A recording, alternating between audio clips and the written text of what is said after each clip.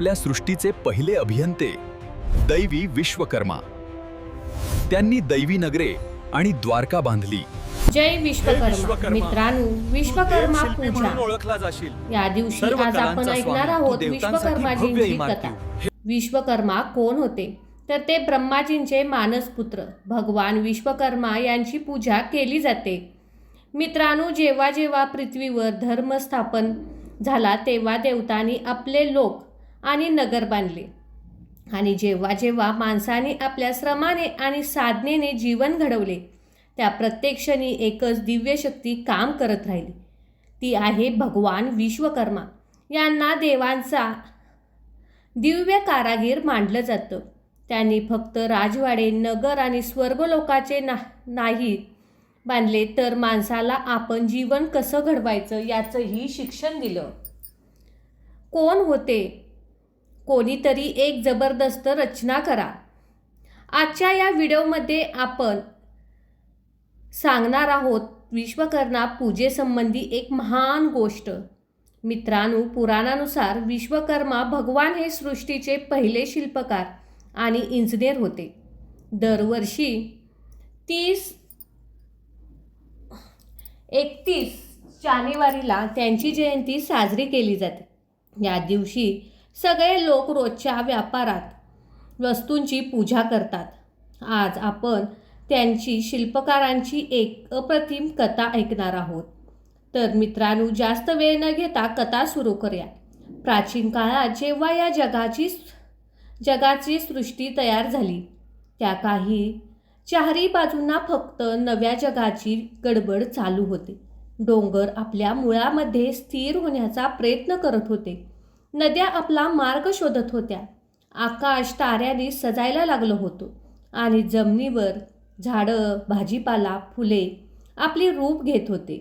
देवतांचाही त्या काळात जन्म झाला होता। सगळे आपापल्या कामात गुंतले होते। ब्रह्माजींनी सृष्टीचे रचयिता झाले, विष्णूजी पालनकर्ता झाले, आणि महादेवांच्या संहारणाने अधिपती झाले। पण भक्तांनो, सृष्टी फक्त निर्माण करणे पुरेसे नव्हते, तिला आकार आणि स्वरूप देणे गरजेचे होते। देवतांना आपल्यासाठी भव्य इमारत पाहिजे होत्या, युद्धाच्या वेळी दिव्य रथ पाहिजे होते, शस्त्रे पाहिजे होती, आणि साधारण जीवांना राहण्यासाठी गाव, महानगर पाहिजे असतं। मग ब्रह्माजींनी विचार केला, या सृष्टीला स्थिरता आणि व्यवस्था देण्यासाठी असं एखादं देव असावे लागेल, जो शिल्पकला आणि निर्माण निगुण असेल। असा कोणी जो देवांचा अभियंता बनून पूर्ण जगाला रूप आणि सौंदर्य देऊ शकेल। एक दिवस ब्रह्माजींनी आपल्या कठोर तपश्चर्येने एक तेजस्वी माणसाला जन्माला आणला। त्या माणसाचं शरीर सोन्याच्या तेजाने चमकत होते। त्यांच्या डोळ्यात दिव्यता, हातामध्ये अद्भुत कला आणि तोंडावर गंभीरतेचे तेज दिसत होते। तशी ते आकाशातून आवाज आला, हे ब्रह्मा, हा तुझा हृदयातून जन्माला आलेला दिव्य माणूस विश्वकर्मा म्हणून ओळखला जाईल। तो सर्व शिल्पकला, वास्तुकला, यंत्रशास्त्र आणि बांधकामाचा अधिष्ठ देव असेल। ते सगळ्या देवांची इमारत, रथ, शस्त्र आणि दिव्य उपकरण तयार करेल। त्याचे स्मरण केल्यावर कामात यशस्वी होईल। त्याचा जन्म होताच ब्रह्मांना खूप आनंद झाला। माणूस, तू माझा मानसपुत्र म्हणून त्यांनी वरदान देतात, या सृष्टीचे सगळे बांधकाम तुझ्या हातून होईल। तुला देवांचा दिव्य शिल्पकार म्हणून मानलं जाईल। कृत्य फक्त सुंदरतेच नव्हती, तर त्याला एक दिव्यता आणि कायमस्वरूप देखील असले पाहिजे। भगवान विश्वकर्मा याने नम्रतेने प्रणाम करून म्हणाले, हे बाबा, माझं मन फक्त निर्मळ लागले आहे। तुम्ही मला असा आशीर्वाद द्या की मी नेहमीच लोकहितासाठी काम करत राहील। ब्रह्माजींनी आशीर्वाद दिला, आणि तेव्हापासून विश्वकर्माजींनी देव, शिल्पकार म्हणून ओळखले जाऊ लागले। जेव्हा विश्वकर्माजी प्रकट झाले तेव्हा सर्व देवता, आरशा, गंधर्व आणि यांच्या पायाशी प्रणाम केला। इंद्र म्हणाले, हे देव शिल्पकार, तुम्ही आमच्या लोकांना सुंदर आणि दिव्य बनवा। तुमच्याशिवाय ना स्वर्गाची शोभा शक्य आहे ना पृथ्वीवर इमारत होऊ शकते, नाही तर मंदिर आणि यज्ञविधी उभारले जातील. ब्रह्माजींनी त्यांना आशीर्वाद दिला आणि म्हणाले, अरे वत्सा, तू सृष्टीला रूप आणि सौंदर्य देण्याचे काम कर. तुझ्याशिवाय हा जग अधुरा आहे. त्या दिवसापासून भगवान विश्वकर्मा यांना नाव अमर झाले. भगवान विश्वकर्मा यांनी देवतांची सेवा करण्यासाठी सगळ्यात आधी स्वर्गपुरीची निर्मिती केली. इंद्रासाठी बनवलेला महाल इतका भव्य आणि भडक होता की त्याच्या भिंती रत्नांनी भरलेल्या होत्या आणि सगळीकडे फुलाच्या सुवासाचे वातावरण भरले होते. इंद्र आश्चर्यचकित होऊन म्हणाले, अरे विश्वकर्मा, तू तर माझ्या स्वप्नापेक्षा पण सुंदर महाल बनवलास. तू खरंच देवतांचे महान कारागीर आहात. त्यानंतर भगवान विश्वकर्माने सूर्यदेवांसाठी दिव्य सप्तरथ बनवला, शिवासाठी भयानक त्रिशूल तयार केले आणि भगवान यांच्यासाठी चमत्कारिक सुदर्शन चक्र आणि इंद्रासाठी अजय वज्र बनवला. त्याची कला आणि भौतिक निर्माणापुरती मर्यादित नव्हती. त्यांच्या प्रत्येक निर्मितीत दिव्य ऊर्जा भरलेली असायची. एकदा इंद्राच्या अहंकारामुळे ते विश्वकर्माला म्हणाले, अरे विश्वकर्मा, मी स्वर्गाचा राजा आहे. माझ्या महालापेक्षा काहीही मोठे नाही. असा एक मला महाल बांधून दे, जो की काळाच्या अधिपतीपासून वाचेल. इंद्रदेवांचे असे शब्द ऐकून भगवान विश्वकर्मा शांत आवाजात म्हणाला, हे राजन, संसारात कधीही कायमस्वरूपीपणा नसतो. प्रत्येक इमारत, प्रत्येक महाल आणि प्रत्येक वस्तू वेगाच्या ओघात एक दिवस नष्ट होऊन जाते. फक्त धर्म, सत्य आणि प्रेम हे शाश्वत असते. जर तुम्हाला तुमच्या महालात कायमच टिकायचे असेल तर त्या धर्म आणि सत्याचे रक्षण कर. हे ऐकून इंद्रदेव नतमस्तक झाले. त्यांचा अभिमान तुटला आणि त्यांनी मान्य केले की विश्वकर्मा फक्त शिल्पकार नाहीत तर महान ज्ञानी आहेत.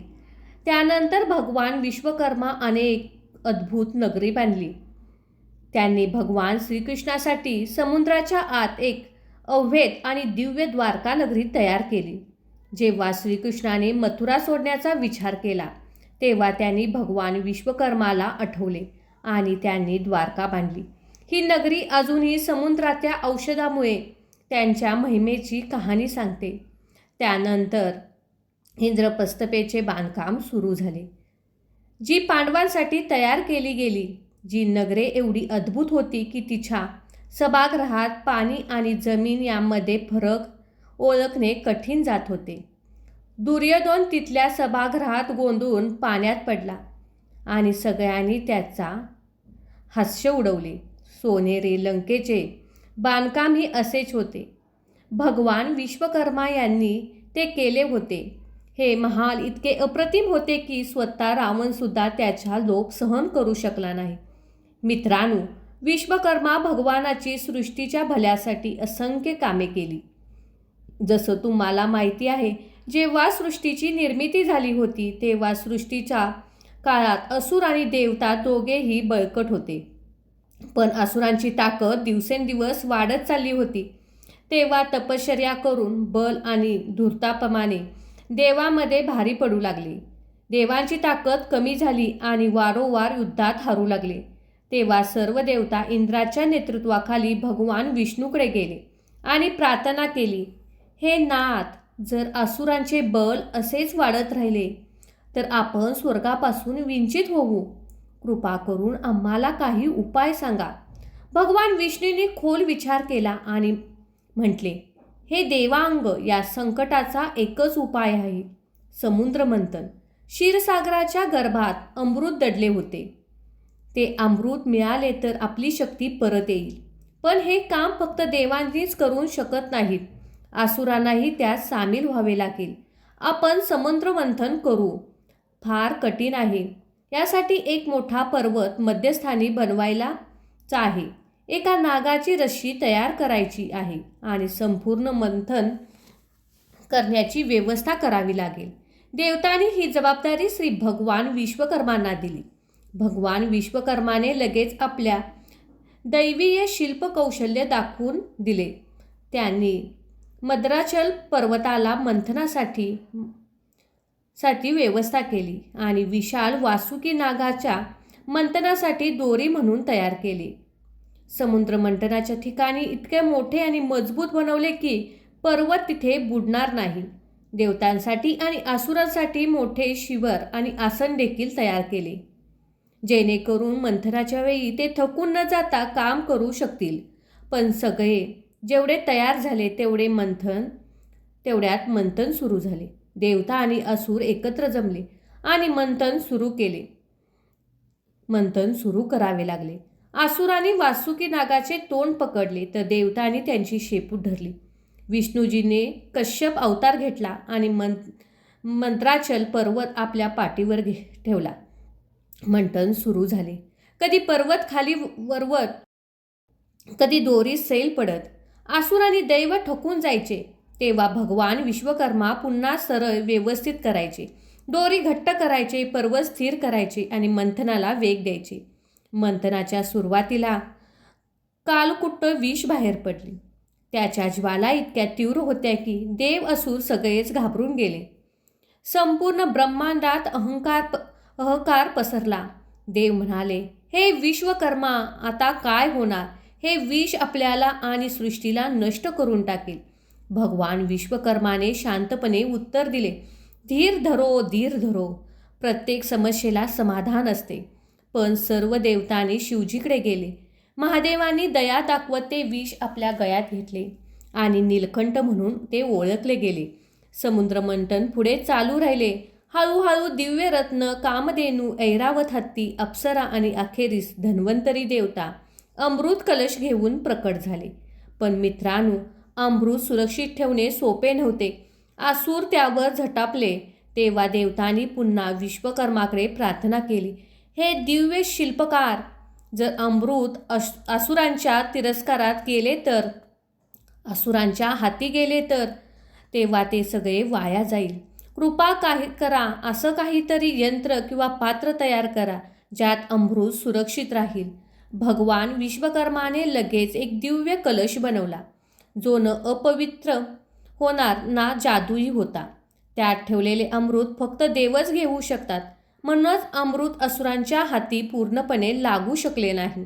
समुद्र मंथनानंतर देवतांची ताकद परत आली, पण असुर अजूनही खूप ताकदवान होते. मग विश्वकर्म देवाने अतुल्य शस्त्रे दिली. इंद्राला वज्रयुध दिले आणि दैत्यांचा संहार करणाऱ्या शस्त्रापैकी एक होते, आणि विष्णूंना सुदर्शन चक्र दिले.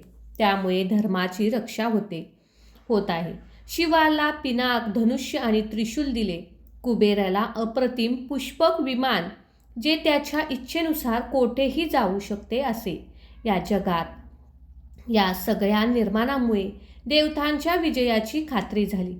हे सगळं पाहून एक दिवस असुरांनी विश्वकर्माला जिकडे म्हणाले, हे शिल्पकार देवतांनो, तुम्ही फक्त देवांसाठी का निर्माण करता? तुम्ही असुर पण तुमचे सेवक आहेत. आमच्यासाठी ही नगर आणि शस्त्रे बनवा. भगवान विश्वकर्माने त्यांना गंभीर आवाजात उत्तर दिले, अरे दानवानो, माझं काम कोणाच्याही बाजू घेत नाही, पण जो धर्म पाळतो, सत्य आणि न्यायाच्या मार्गावर चालतो, त्याच्यासाठी माझी निर्मिती असते. का अधिकार आहे? अर्धमासासाठी बनवलेले शस्त्र स्वतःच्या नाशाचे कारण बनतात. विश्वकर्माजींचे हे शब्द ऐकून असुर मुक्क झाले.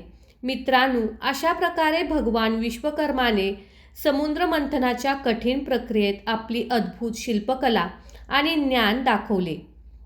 त्यामुळे देवतांना अमृत मिळाले, दिव्य शस्त्रे प्राप्त झाली आणि धर्माची पुन्हा स्थापन झाला. यामुळे भगवान विश्वकर्माला फक्त देवतांचे नाही तर संपूर्ण जगाचा पहिला अभियंता मानले जाते. त्यांच्या माहितीपेक्षाही कोणतीही निर्मिती होऊ शकत नाही. आजही जेव्हा केव्हा कोणतीतरी नवीन घर, कारखाना, मशीन, वाहन किंवा कोणतेही साधन वापरावे लागले की आधी भगवान विश्वकर्माची पूजा करतात.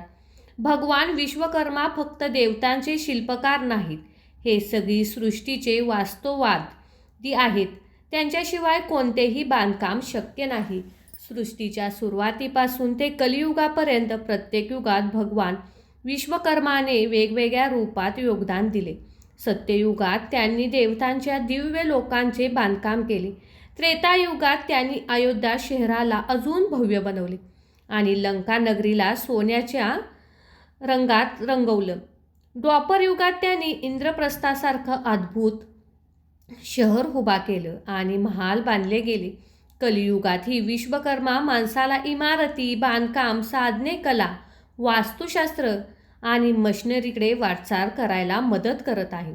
असे म्हणतात, जे कोणी विश्वकर्माची पूजा करतो आणि आपली उपकरणे, साधने, मशीन, वाहनांची पूजा करतो, त्या देवाची कृपा सदैव असते. त्याच्या कामात अडथळा येत नाही.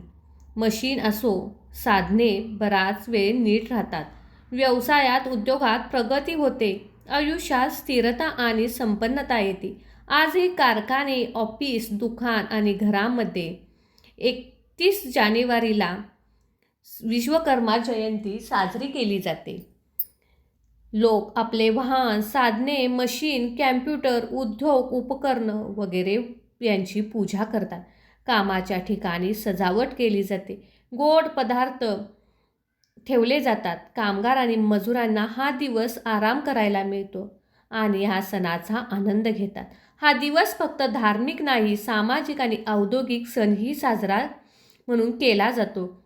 एकदा देवतांनी आणि आशियानी भगवान विश्वकर्माला सांगितले, हे देवी शिल्पी, तुम्ही लोकांच्या वस्तू तयार केल्या, दिव्य महाल आणि शहर बनवली, देवतांना अशस्त्रांची निर्मिती केली, पण आम्हाला सांगा, मनुष्य जीवनात खऱ्या अर्थाने काय बनवले आहे, काय म्हणतात?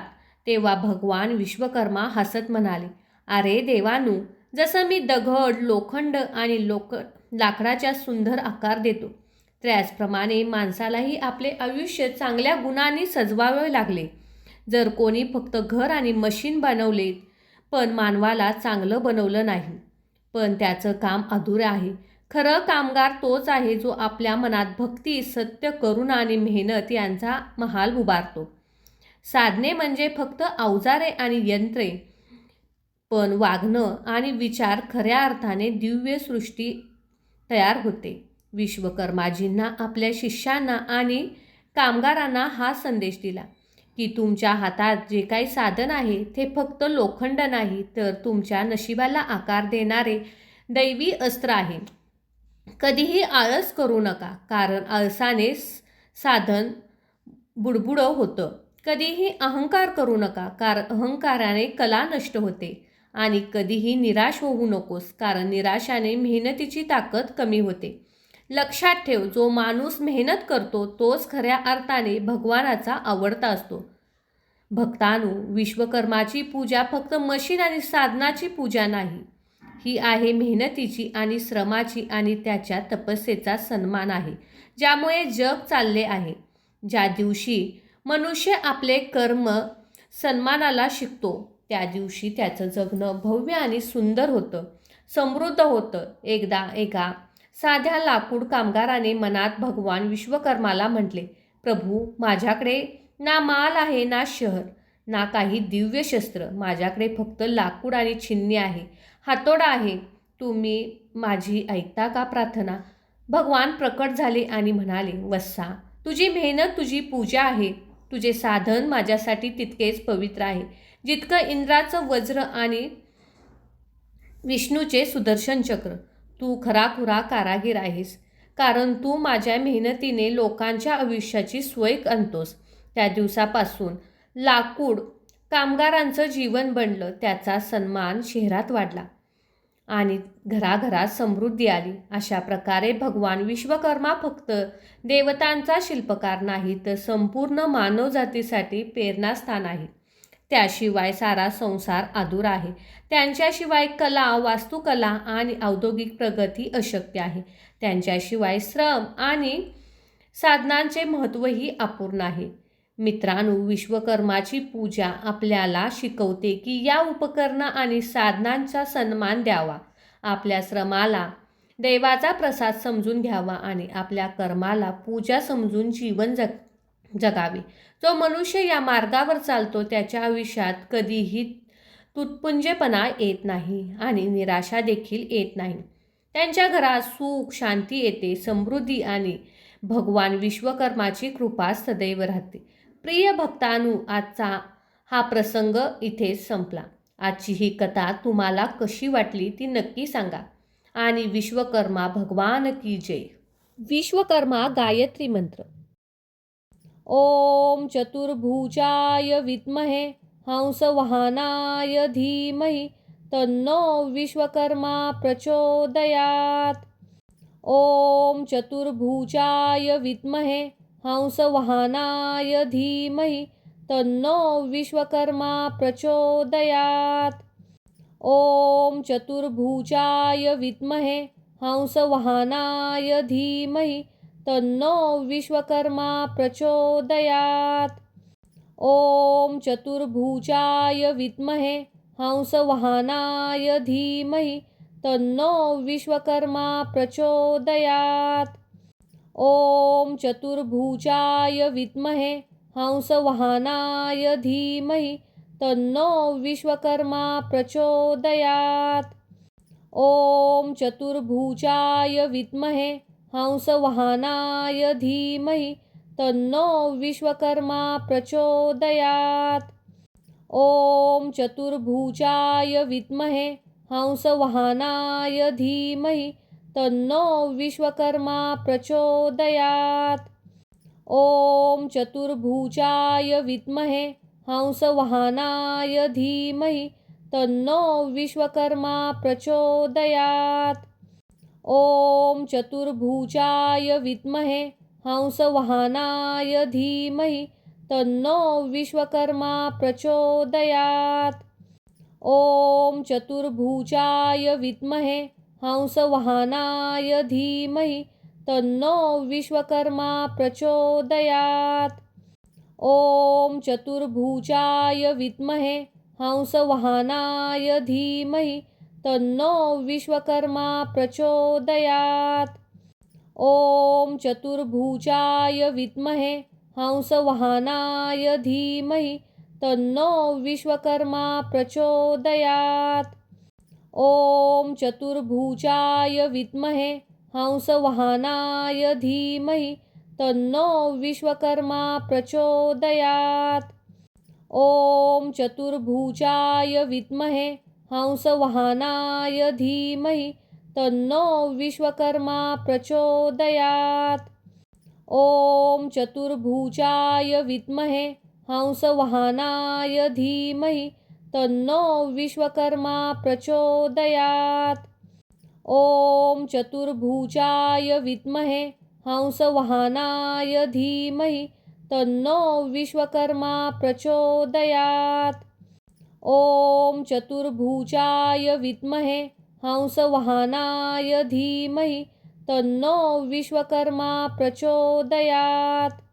ओम चतुर्भुजाय विद्महे हंसवाहनाय धीमहि तन्नो विश्वकर्मा प्रचोदयात्.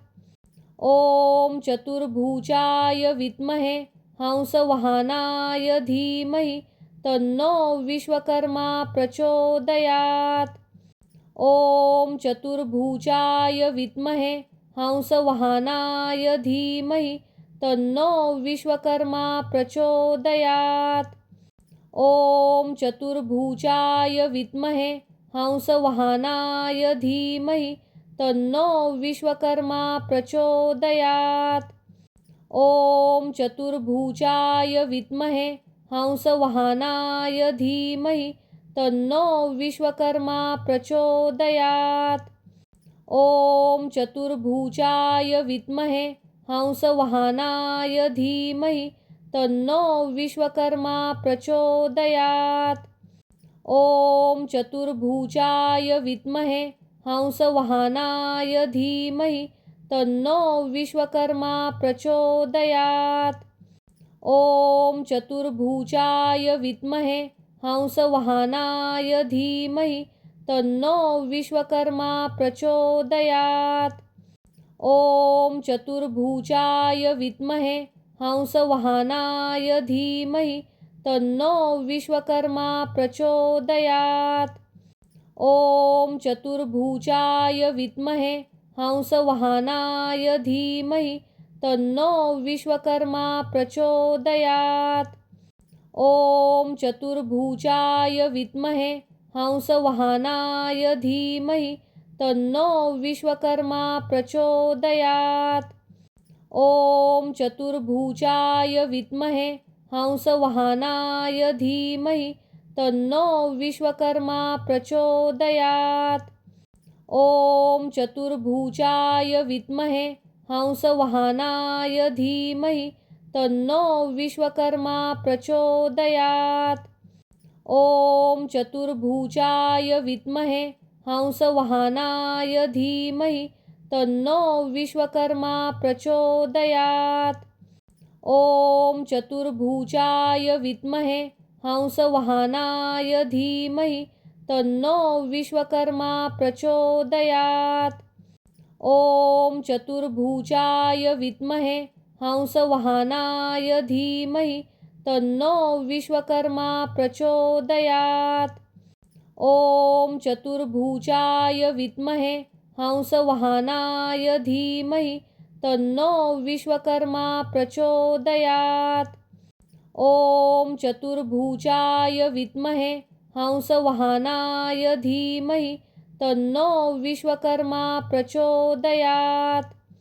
ॐ चतुर्भुजाय विद्महे हंसवाहनाय धीमहि तन्नो विश्वकर्मा प्रचोदयात्। ॐ चतुर्भुजाय विद्महे हंसवाहनाय धीमहि तन्नो विश्वकर्मा प्रचोदयात्। ॐ चतुर्भुजाय विद्महे हंसवाहनाय धीमहि तन्नो विश्वकर्मा प्रचोदयात्। ॐ चतुर्भुजाय विद्महे हंसवाहनाय धीमहि तन्नो विश्वकर्मा प्रचोदयात्। ॐ चतुर्भुजाय विद्महे हंसवाहनाय धीमहि तन्नो विश्वकर्मा प्रचोदयात्। ॐ चतुर्भुजाय विद्महे हंसवाहनाय धीमहि तन्नो विश्वकर्मा प्रचोदयात्। ॐ चतुर्भुजाय विद्महे हंसवाहनाय धीमहि तन्नो विश्वकर्मा प्रचोदयात्। ॐ चतुर्भुजाय विद्महे हंसवाहनाय धीमहि तन्नो विश्वकर्मा प्रचोदयात्। ॐ चतुर्भुजाय विद्महे हंसवाहनाय धीमहि तन्नो विश्वकर्मा प्रचोदयात्। ॐ चतुर्भुजाय विद्महे हंसवाहनाय धीमहि तन्नो विश्वकर्मा प्रचोदयात्। ॐ चतुर्भुजाय विद्महे हंसवाहनाय धीमहि तन्नो विश्वकर्मा प्रचोदयात्। ॐ चतुर्भुजाय विद्महे हंसवाहनाय धीमहि तन्नो विश्वकर्मा प्रचोदयात्। ॐ चतुर्भुजाय विद्महे हंसवाहनाय धीमहि तन्नो विश्वकर्मा प्रचोदयात्। ॐ चतुर्भुजाय विद्महे हंसवाहनाय धीमहि तन्नो विश्वकर्मा प्रचोदयात्। ॐ चतुर्भुजाय विद्महे हंसवाहनाय धीमहि तन्नो विश्वकर्मा प्रचोदयात्। ॐ चतुर्भुजाय विद्महे हंसवाहनाय धीमहि तन्नो विश्वकर्मा प्रचोदयात्। ॐ चतुर्भुजाय विद्महे हंसवाहनाय धीमहि तन्नो विश्वकर्मा प्रचोदयात्। ॐ चतुर्भुजाय विद्महे हंसवाहनाय धीमहि तन्नो विश्वकर्मा प्रचोदयात्। ॐ चतुर्भुजाय विद्महे हंसवाहनाय धीमहि तन्नो विश्वकर्मा प्रचोदयात्। ॐ चतुर्भुजाय विद्महे हंसवाहनाय धीमहि तन्नो विश्वकर्मा प्रचोदयात्। ॐ चतुर्भुजाय विद्महे हंसवाहनाय धीमहि तन्नो विश्वकर्मा प्रचोदयात्। ॐ चतुर्भुजाय विद्महे हंसवाहनाय धीमहि तन्नो विश्वकर्मा प्रचोदयात्। ॐ चतुर्भुजाय विद्महे हंसवाहनाय धीमहि तन्नो विश्वकर्मा प्रचोदयात्। ॐ चतुर्भुजाय विद्महे हंसवाहनाय धीमहि तन्नो विश्वकर्मा प्रचोदयात्। ॐ चतुर्भुजाय विद्महे हंसवाहनाय धीमहि तन्नो विश्वकर्मा प्रचोदयात्। ॐ चतुर्भुजाय विद्महे हंसवाहनाय धीमहि तन्नो विश्वकर्मा प्रचोदयात्। ॐ चतुर्भुजाय विद्महे हंसवाहनाय धीमहि तन्नो विश्वकर्मा प्रचोदयात्। ॐ चतुर्भुजाय विद्महे हंसवाहनाय धीमहि तन्नो विश्वकर्मा प्रचोदयात्। ॐ चतुर्भुजाय विद्महे हंसवाहनाय धीमहि तन्नो विश्वकर्मा प्रचोदयात्। ॐ चतुर्भुजाय विद्महे हंसवाहनाय धीमहि तन्नो विश्वकर्मा प्रचोदयात्। ॐ चतुर्भुजाय विद्महे हंसवाहनाय धीमहि तन्नो विश्वकर्मा प्रचोदयात्। ॐ चतुर्भुजाय विद्महे हंसवाहनाय धीमहि तन्नो विश्वकर्मा प्रचोदयात्। ॐ चतुर्भुजाय विद्महे हंसवाहनाय धीमहि तन्नो विश्वकर्मा प्रचोदयात्। ॐ चतुर्भुजाय विद्महे हंसवाहनाय धीमहि तन्नो विश्वकर्मा प्रचोदयात्।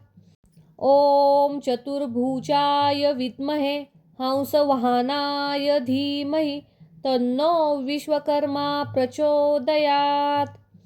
ॐ चतुर्भुजाय विद्महे हंसवाहनाय धीमहि तन्नो विश्वकर्मा प्रचोदयात्। ॐ चतुर्भुजाय विद्महे हंसवाहनाय धीमहि तन्नो विश्वकर्मा प्रचोदयात्। ॐ चतुर्भुजाय विद्महे हंसवाहनाय धीमहि तन्नो विश्वकर्मा प्रचोदयात्। ॐ चतुर्भुजाय विद्महे हंसवाहनाय धीमहि तन्नो विश्वकर्मा प्रचोदयात्। ॐ चतुर्भुजाय विद्महे हंसवाहनाय धीमहि तन्नो विश्वकर्मा प्रचोदयात्। ॐ चतुर्भुजाय विद्महे हंसवाहनाय धीमहि तन्नो विश्वकर्मा प्रचोदयात्। ॐ चतुर्भुजाय विद्महे हंसवाहनाय धीमहि तन्नो विश्वकर्मा प्रचोदयात्। ॐ चतुर्भुजाय विद्महे हंसवाहनाय धीमहि तन्नो विश्वकर्मा प्रचोदयात्। ॐ चतुर्भुजाय विद्महे हंसवाहनाय धीमहि तन्नो विश्वकर्मा प्रचोदयात्। ॐ चतुर्भुजाय विद्महे हंसवाहनाय धीमहि तन्नो विश्वकर्मा प्रचोदयात्। ॐ चतुर्भुजाय विद्महे हंसवाहनाय धीमहि तन्नो विश्वकर्मा प्रचोदयात्। ॐ चतुर्भुजाय विद्महे हंसवाहनाय धीमहि तन्नो विश्वकर्मा प्रचोदयात्। ॐ चतुर्भुजाय विद्महे हंसवाहनाय धीमहि तन्नो विश्वकर्मा प्रचोदयात्। ॐ चतुर्भुजाय विद्महे हंसवाहनाय धीमहि तन्नो विश्वकर्मा प्रचोदयात्। ॐ चतुर्भुजाय विद्महे हंसवाहनाय धीमहि तन्नो विश्वकर्मा प्रचोदयात्।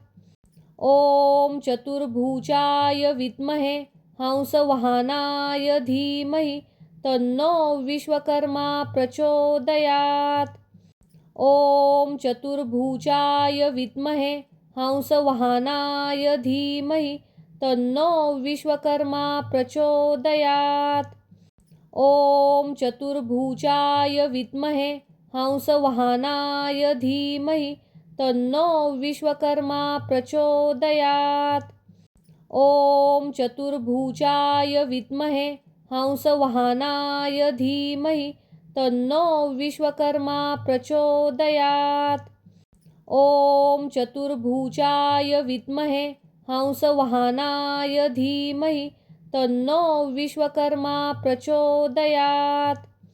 ॐ चतुर्भुजाय विद्महे हंसवाहनाय धीमहि तन्नो विश्वकर्मा प्रचोदयात्। ॐ चतुर्भुजाय विद्महे हंसवाहनाय धीमहि तन्नो विश्वकर्मा प्रचोदयात्। ॐ चतुर्भुजाय विद्महे हंसवाहनाय धीमहि तन्नो विश्वकर्मा प्रचोदयात्। ॐ चतुर्भुजाय विद्महे हंसवाहनाय धीमहि तन्नो विश्वकर्मा प्रचोदयात्। ॐ चतुर्भुजाय विद्महे हंसवाहनाय धीमहि तन्नो विश्वकर्मा प्रचोदयात्। ॐ चतुर्भुजाय विद्महे हंसवाहनाय धीमहि तन्नो विश्वकर्मा प्रचोदयात्। ॐ चतुर्भुजाय विद्महे हंसवाहनाय धीमहि तन्नो विश्वकर्मा प्रचोदयात्। ॐ चतुर्भुजाय विद्महे हंसवाहनाय धीमहि तन्नो विश्वकर्मा प्रचोदयात्। ॐ चतुर्भुजाय विद्महे हंसवाहनाय धीमहि तन्नो विश्वकर्मा प्रचोदयात्। ॐ चतुर्भुजाय विद्महे हंसवाहनाय धीमहि तन्नो विश्वकर्मा प्रचोदयात्। ॐ चतुर्भुजाय विद्महे हंसवाहनाय धीमहि तन्नो विश्वकर्मा प्रचोदयात्। ॐ चतुर्भुजाय विद्महे हंसवाहनाय धीमहि तन्नो विश्वकर्मा प्रचोदयात्। ॐ चतुर्भुजाय विद्महे हंसवाहनाय धीमहि तन्नो विश्वकर्मा प्रचोदयात्। ॐ चतुर्भुजाय विद्महे हंसवाहनाय धीमहि तन्नो विश्वकर्मा प्रचोदयात्। ॐ चतुर्भुजाय विद्महे हंसवाहनाय धीमहि तन्नो विश्वकर्मा प्रचोदयात्। ॐ चतुर्भुजाय विद्महे हंसवाहनाय धीमहि तन्नो विश्वकर्मा प्रचोदयात्। ॐ चतुर्भुजाय विद्महे हंसवाहनाय धीमहि तन्नो विश्वकर्मा प्रचोदयात्। ॐ चतुर्भुजाय विद्महे हंसवाहनाय धीमहि तन्नो विश्वकर्मा प्रचोदयात्। ॐ चतुर्भुजाय विद्महे हंसवाहनाय धीमहि तन्नो विश्वकर्मा प्रचोदयात्। ॐ चतुर्भुजाय विद्महे हंसवाहनाय धीमहि तन्नो विश्वकर्मा प्रचोदयात्। ॐ चतुर्भुजाय विद्महे हंसवाहनाय धीमहि तन्नो विश्वकर्मा प्रचोदयात्। ॐ चतुर्भुजाय विद्महे हंसवाहनाय धीमहि तन्नो विश्वकर्मा प्रचोदयात्। ॐ चतुर्भुजाय विद्महे हंसवाहनाय धीमहि तन्नो विश्वकर्मा प्रचोदयात्। ॐ चतुर्भुजाय विद्महे हंसवाहनाय धीमहि तन्नो विश्वकर्मा प्रचोदयात्। ॐ चतुर्भुजाय विद्महे हंसवाहनाय धीमहि तन्नो विश्वकर्मा प्रचोदयात्।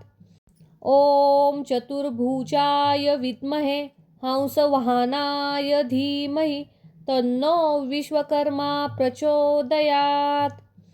ॐ चतुर्भुजाय विद्महे हंसवाहनाय धीमहि तन्नो विश्वकर्मा प्रचोदयात्। ॐ चतुर्भुजाय विद्महे हंसवाहनाय धीमहि तन्नो विश्वकर्मा प्रचोदयात्। ॐ चतुर्भुजाय विद्महे हंसवाहनाय धीमहि तन्नो विश्वकर्मा प्रचोदयात्। ॐ चतुर्भुजाय विद्महे हंसवाहनाय धीमहि तन्नो विश्वकर्मा प्रचोदयात्। ॐ चतुर्भुजाय विद्महे हंसवाहनाय धीमहि तन्नो विश्वकर्मा प्रचोदयात्। ॐ चतुर्भुजाय विद्महे हंसवाहनाय धीमहि तन्नो विश्वकर्मा प्रचोदयात्। ॐ चतुर्भुजाय विद्महे हंसवाहनाय धीमहि तन्नो विश्वकर्मा प्रचोदयात्।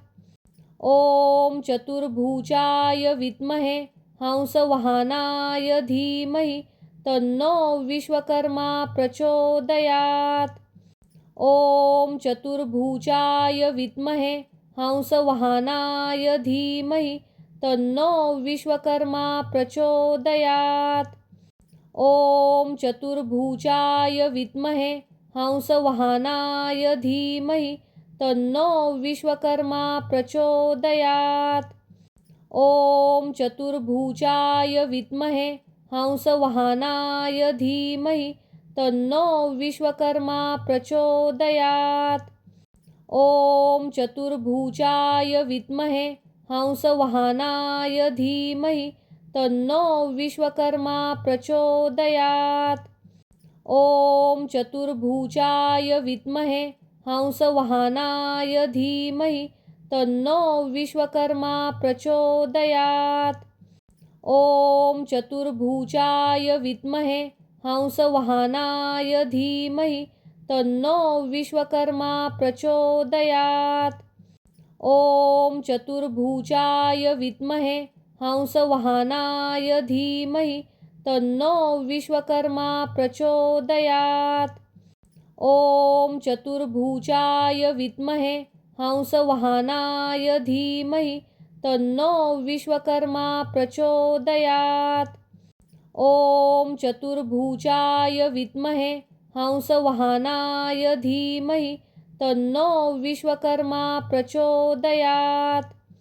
ॐ चतुर्भुजाय विद्महे हंसवाहनाय धीमहि तन्नो विश्वकर्मा प्रचोदयात्। ॐ चतुर्भुजाय विद्महे हंसवाहनाय धीमहि तन्नो विश्वकर्मा प्रचोदयात्। ॐ चतुर्भुजाय विद्महे हंसवाहनाय धीमहि तन्नो विश्वकर्मा प्रचोदयात्। ॐ चतुर्भुजाय विद्महे हंसवाहनाय धीमहि तन्नो विश्वकर्मा प्रचोदयात्। ॐ चतुर्भुजाय विद्महे हंसवाहनाय धीमहि तन्नो विश्वकर्मा प्रचोदयात्। ॐ चतुर्भुजाय विद्महे हंसवाहनाय धीमहि तन्नो विश्वकर्मा प्रचोदयात्।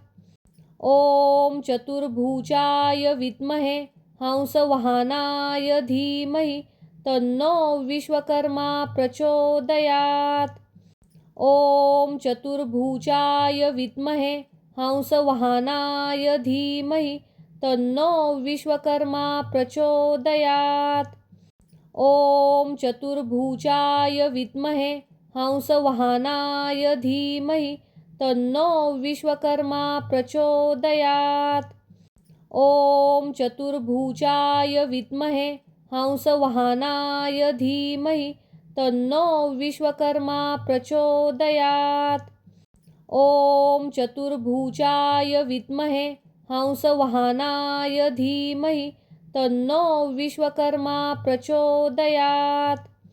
ॐ चतुर्भुजाय विद्महे हंसवाहनाय धीमहि तन्नो विश्वकर्मा प्रचोदयात्। ॐ चतुर्भुजाय विद्महे हंसवाहनाय धीमहि तन्नो विश्वकर्मा प्रचोदयात्।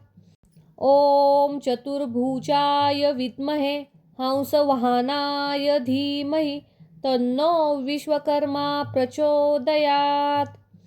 ॐ चतुर्भुजाय विद्महे हंसवाहनाय धीमहि तन्नो विश्वकर्मा प्रचोदयात्। ॐ चतुर्भुजाय विद्महे हंसवाहनाय धीमहि तन्नो विश्वकर्मा प्रचोदयात्। ॐ चतुर्भुजाय विद्महे हंसवाहनाय धीमहि तन्नो विश्वकर्मा प्रचोदयात्। ॐ चतुर्भुजाय विद्महे हंसवाहनाय धीमहि तन्नो विश्वकर्मा प्रचोदयात्। ॐ चतुर्भुजाय विद्महे हंसवाहनाय धीमहि तन्नो विश्वकर्मा प्रचोदयात्। ॐ चतुर्भुजाय विद्महे हंसवाहनाय धीमहि तन्नो विश्वकर्मा प्रचोदयात्। ॐ चतुर्भुजाय विद्महे हंसवाहनाय धीमहि तन्नो विश्वकर्मा प्रचोदयात्। ॐ चतुर्भुजाय विद्महे हंसवाहनाय धीमहि तन्नो विश्वकर्मा प्रचोदयात्।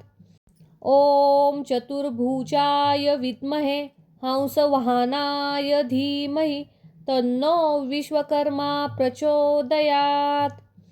ॐ चतुर्भुजाय विद्महे हंसवाहनाय धीमहि तन्नो विश्वकर्मा प्रचोदयात्।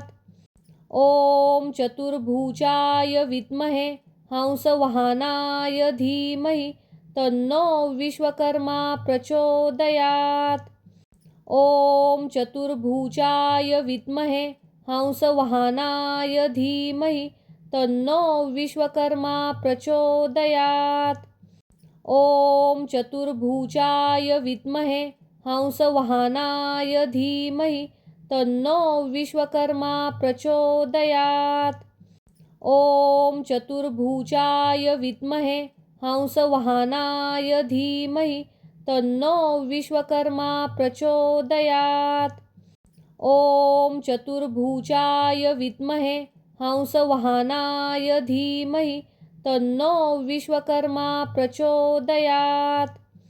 ॐ चतुर्भुजाय विद्महे हंसवाहनाय धीमहि तन्नो विश्वकर्मा प्रचोदयात्। ॐ चतुर्भुजाय विद्महे हंसवाहनाय धीमहि तन्नो विश्वकर्मा प्रचोदयात्। ॐ चतुर्भुजाय विद्महे हंसवाहनाय धीमहि तन्नो विश्वकर्मा प्रचोदयात्। ॐ चतुर्भुजाय विद्महे हंसवाहनाय धीमहि तन्नो विश्वकर्मा प्रचोदयात्। ॐ चतुर्भुजाय विद्महे हंसवाहनाय धीमहि तन्नो विश्वकर्मा प्रचोदयात्।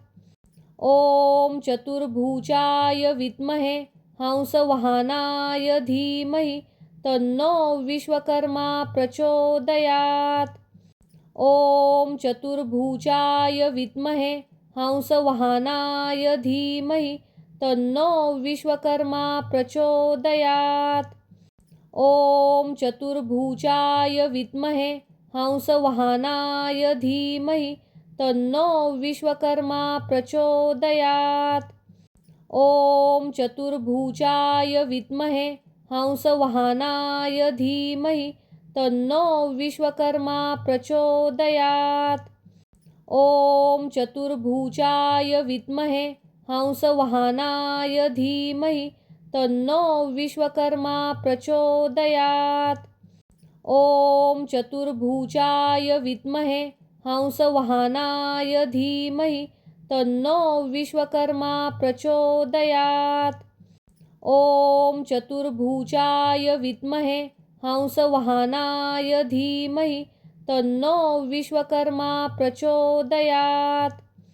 ॐ चतुर्भुजाय विद्महे हंसवाहनाय धीमहि तन्नो विश्वकर्मा प्रचोदयात्। ॐ चतुर्भुजाय विद्महे हंसवाहनाय धीमहि तन्नो विश्वकर्मा प्रचोदयात्। ॐ चतुर्भुजाय विद्महे हंसवाहनाय धीमहि तन्नो विश्वकर्मा प्रचोदयात्। ॐ चतुर्भुजाय विद्महे हंसवाहनाय धीमहि तन्नो विश्वकर्मा प्रचोदयात्। ॐ चतुर्भुजाय विद्महे हंसवाहनाय धीमहि तन्नो विश्वकर्मा प्रचोदयात्। ॐ चतुर्भुजाय विद्महे हंसवाहनाय धीमहि तन्नो विश्वकर्मा प्रचोदयात्।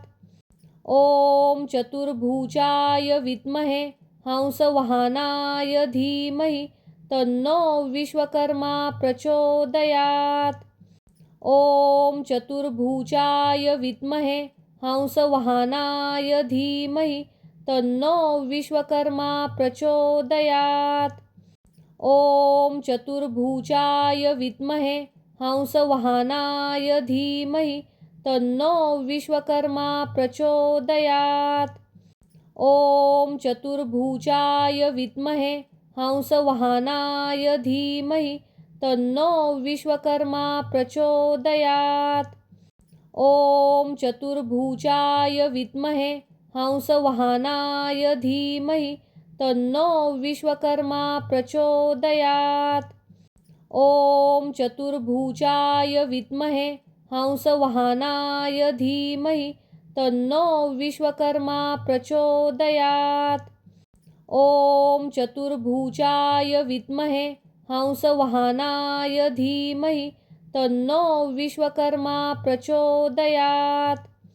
ॐ चतुर्भुजाय विद्महे हंसवाहनाय धीमहि तन्नो विश्वकर्मा प्रचोदयात्। ॐ चतुर्भुजाय विद्महे हंसवाहनाय धीमहि तन्नो विश्वकर्मा प्रचोदयात्। ॐ चतुर्भुजाय विद्महे हंसवाहनाय धीमहि तन्नो विश्वकर्मा प्रचोदयात्।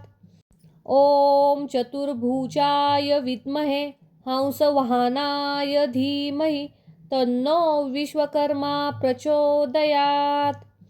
ॐ चतुर्भुजाय विद्महे हंसवाहनाय धीमहि तन्नो विश्वकर्मा प्रचोदयात्।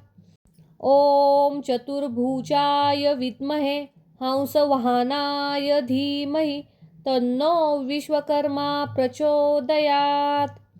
ॐ चतुर्भुजाय विद्महे हंसवाहनाय धीमहि तन्नो विश्वकर्मा प्रचोदयात्। ॐ चतुर्भुजाय विद्महे हंसवाहनाय धीमहि तन्नो विश्वकर्मा प्रचोदयात्। ॐ चतुर्भुजाय विद्महे हंसवाहनाय धीमहि तन्नो विश्वकर्मा प्रचोदयात्। ॐ चतुर्भुजाय विद्महे हंसवाहनाय धीमहि तन्नो विश्वकर्मा प्रचोदयात्। ॐ चतुर्भुजाय विद्महे हंसवाहनाय धीमहि तन्नो विश्वकर्मा प्रचोदयात्। ॐ चतुर्भुजाय विद्महे हंसवाहनाय धीमहि तन्नो विश्वकर्मा प्रचोदयात्। ॐ चतुर्भुजाय विद्महे हंसवाहनाय धीमहि तन्नो विश्वकर्मा प्रचोदयात्। ॐ चतुर्भुजाय विद्महे हंसवाहनाय धीमहि तन्नो विश्वकर्मा प्रचोदयात्। ॐ चतुर्भुजाय विद्महे हंसवाहनाय धीमहि तन्नो विश्वकर्मा प्रचोदयात्। ॐ चतुर्भुजाय विद्महे हंसवाहनाय धीमहि तन्नो विश्वकर्मा प्रचोदयात्। ॐ चतुर्भुजाय विद्महे हंसवाहनाय धीमहि तन्नो विश्वकर्मा प्रचोदयात्। ॐ चतुर्भुजाय विद्महे हंसवाहनाय धीमहि तन्नो विश्वकर्मा प्रचोदयात्। ॐ चतुर्भुजाय विद्महे हंसवाहनाय धीमहि तन्नो विश्वकर्मा प्रचोदयात्। ॐ चतुर्भुजाय विद्महे हंसवाहनाय धीमहि तन्नो विश्वकर्मा प्रचोदयात्। ॐ चतुर्भुजाय विद्महे हंसवाहनाय धीमहि तन्नो विश्वकर्मा प्रचोदयात्।